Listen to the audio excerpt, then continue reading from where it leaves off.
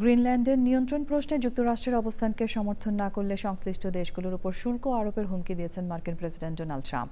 White হাউসে এক বক্তব্যে তিনি বলেন, জাতীয় নিরাপত্তার স্বার্থে গ্রিনল্যান্ড যুক্তরাষ্ট্রের জন্য অত্যন্ত গুরুত্বপূর্ণ। গ্রিনল্যান্ড ইস্যুতে যুক্তরাষ্ট্রের ডেমোক্র্যাট ও রিপাবলিকান আইন প্রণেতাদের একটি প্রতিনিধি দল ডেনমার্কের রাজধানী কোপেনহেগেনে বৈঠক করছে।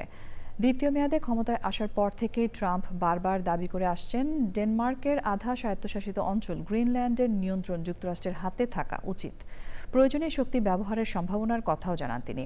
এদিকে ইউরোপীয় নেতারা জানিয়েছেন, গ্রিনল্যান্ডের ভবিষ্যৎ নির্ধারণের অধিকার কেবল ডেনমার্ক ও গ্রিনল্যান্ডের জনগণের। এই পরিস্থিতিতে ডেনমার্ক তার মিত্রদের সহায়তায় গ্রিনল্যান্ডে সামরিক উপস্থিতি বাড়িয়েছে। মার্কিন কংগ্রেস সদস্যরা বলছেন, ওয়াশিংটনের বক্তব্য যতটা উত্তপ্ত, বাস্তবতা ততটা নয়। তারা উত্তেজনা কমাতে কাজ করবেন। তবে গ্রিনল্যান্ড নিয়ে ট্রাম্পের এমন বক্তব্য ইউরোপ সহ ন্যাটো সদস্য দেশগুলোর মধ্যে উদ্বেগ তৈরি করছে।